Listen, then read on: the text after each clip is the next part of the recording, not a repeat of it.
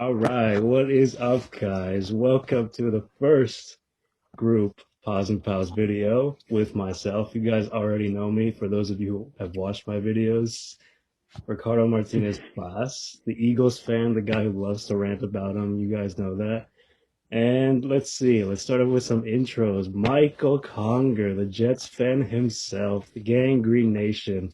Man, the Jets really failed at tanking, but anyway, they're not All going to right. have Trevor All Lawrence or right. anything. They'll have Justin Fields.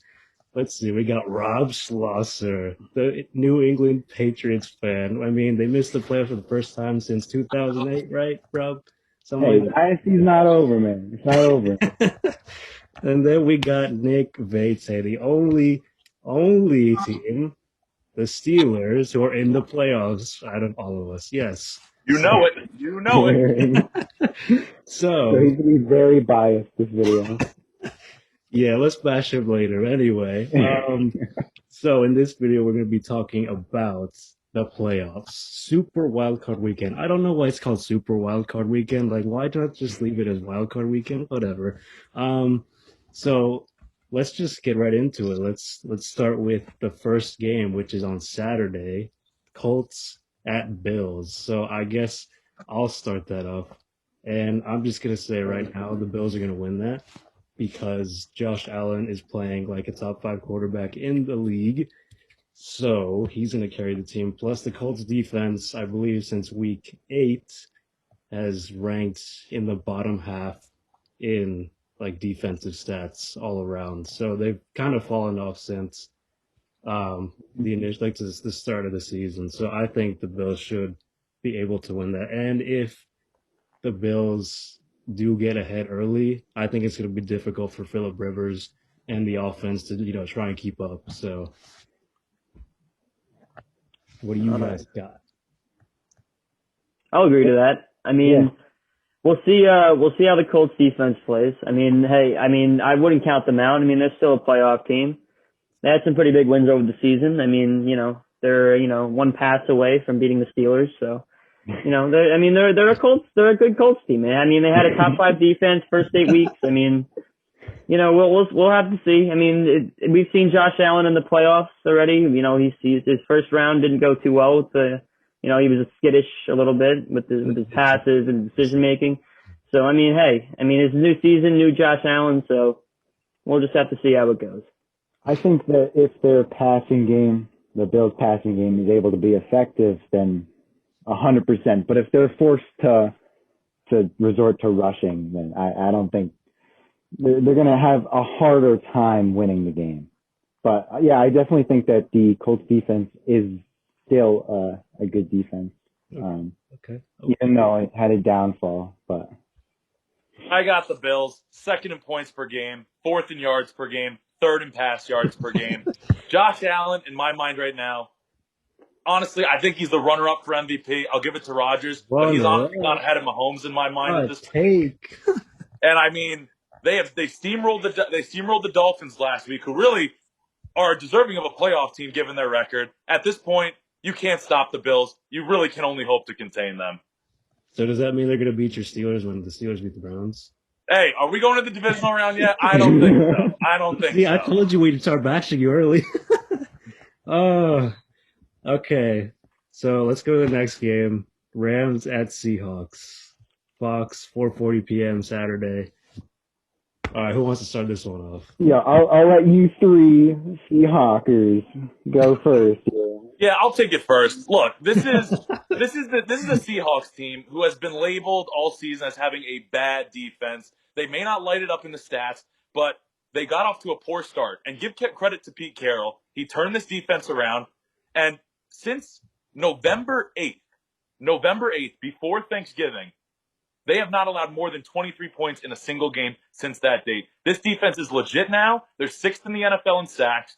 Like I said, Pete Carroll has turned this team around. And if this offense can get going with Russell Wilson, start pounding the rock with Chris Carson, I think they're the most dangerous team in the NFC. I mean, just a counterpoint there. They've only they haven't really played that many good teams. They played Washington, they played the Jets, they played the Giants, but Hey, they're you holding know, teams in check. They're playing better. Overall, they're playing better, even if it is against worse teams. I like what I'm seeing from their defense. I'd like to add. I got them over the Rams. All right, gotcha. I'd like to add that the Jets did beat the Rams, so I don't know if like that had anything to do with it. I mean, yeah, the Seattle like killed us that one game, but Hey, they had a rough week. yeah, they had a rough week. But then like I don't know. I know Rob. He was talking about this earlier in the week about how if Goff plays, then it's going to be a harder game for Seattle to win. And I don't know. I looked at the last 3 or 4 games that he played, like he actually featured in. I mean, they didn't light it up really with the points per game. I mean, they averaged like 20 points per game to end the season.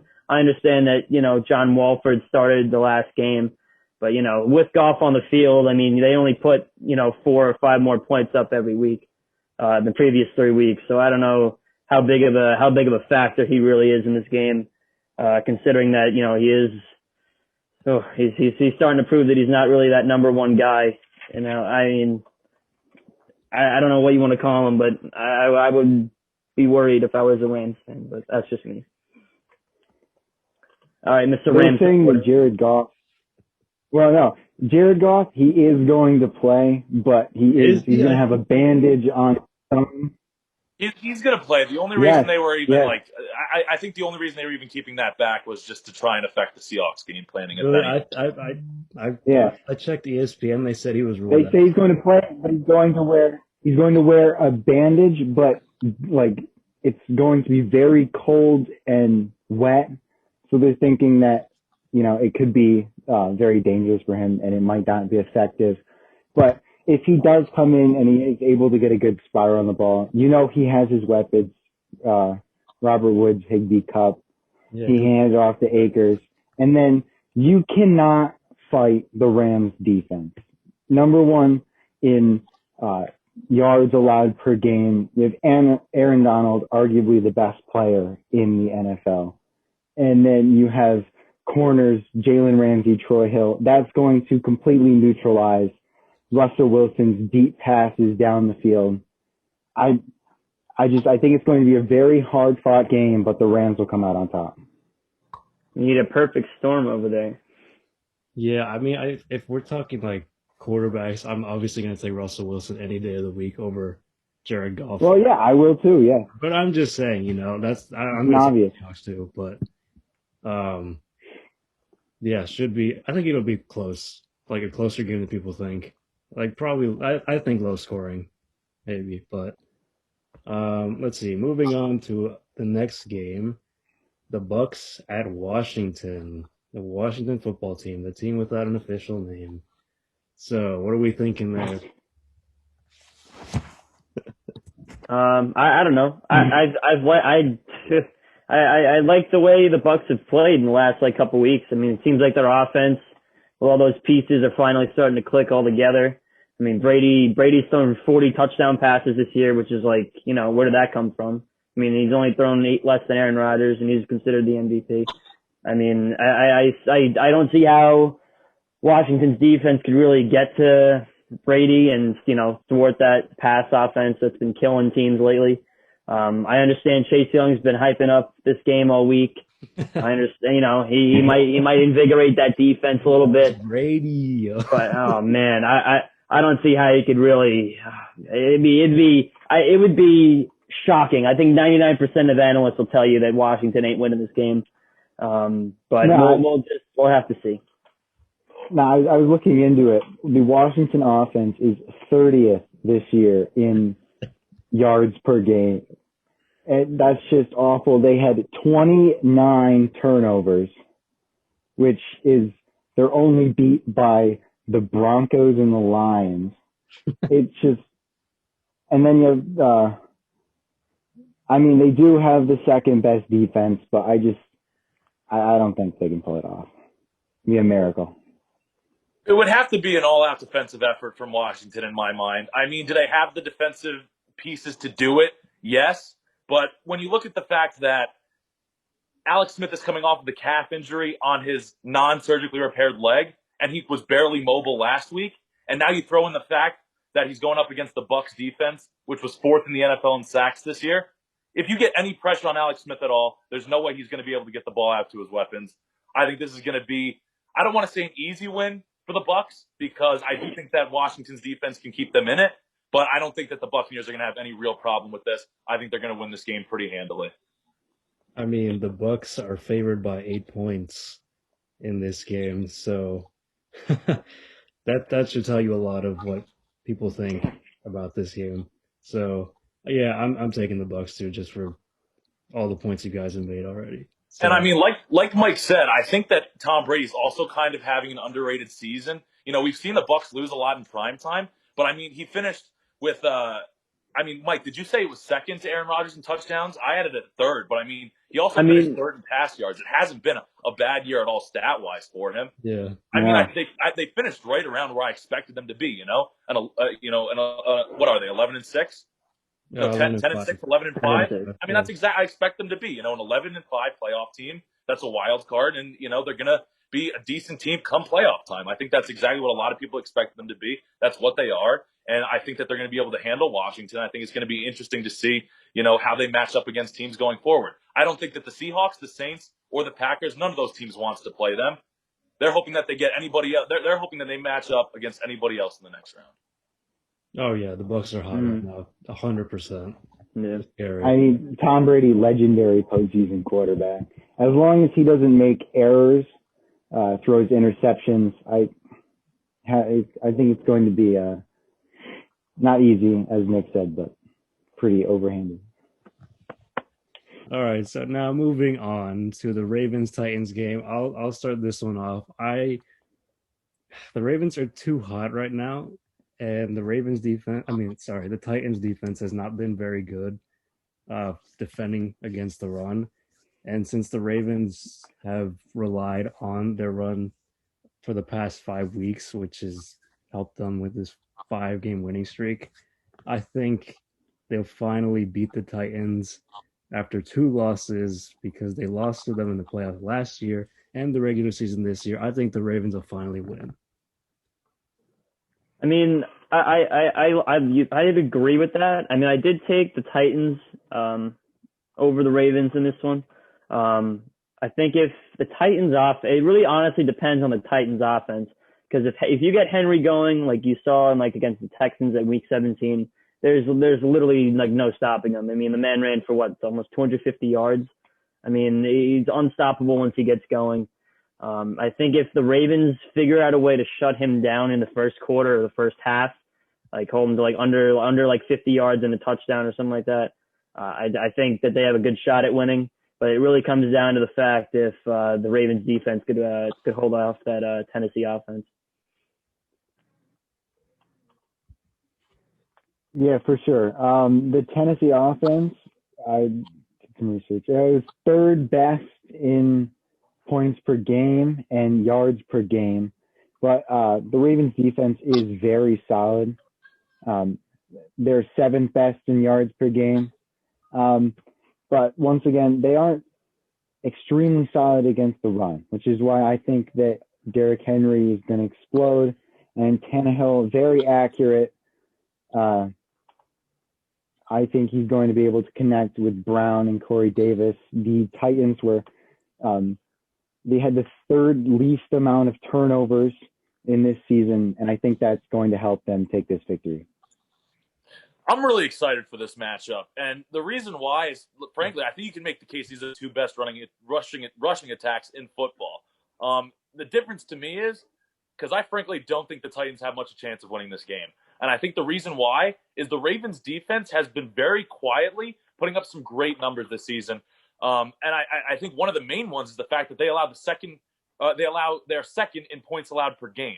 So I think that's going to be huge. You get Unique Ngakoue and the rest of that defensive line being, you know, the big boys up front, shutting down Derrick Henry. We've seen it before where when you can neutralize him early on, it's going to be a factor going forward. And when you flip the script to that other offense with the Ravens, also one of the best rushing attacks in football, you have to account for Lamar Jackson. You have to account for J.K. Dobbins, Mark Ingram out of the backfield. I think it's just too much, especially when you consider how porous this Titans defense has been.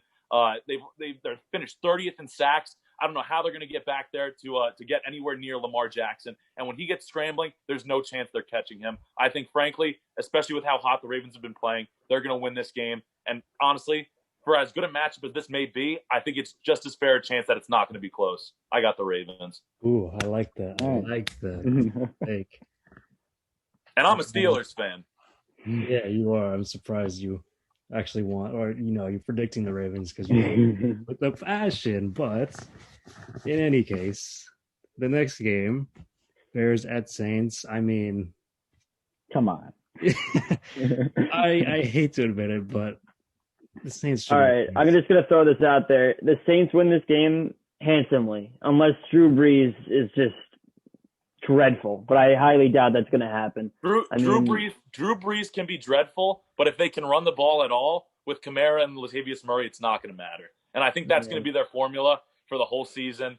I mean, especially with how well-rounded this football team is overall, especially with their defense, one of the best defenses in the league. You rely on that defense. You rely on that run game. Drew Brees just has to be average. He doesn't have to do anything spectacular. They can make a deep playoff run. And I really don't, props to Mitch Trubisky. He may have earned himself an extra year in Chicago, but that's it to me. They're not winning this game.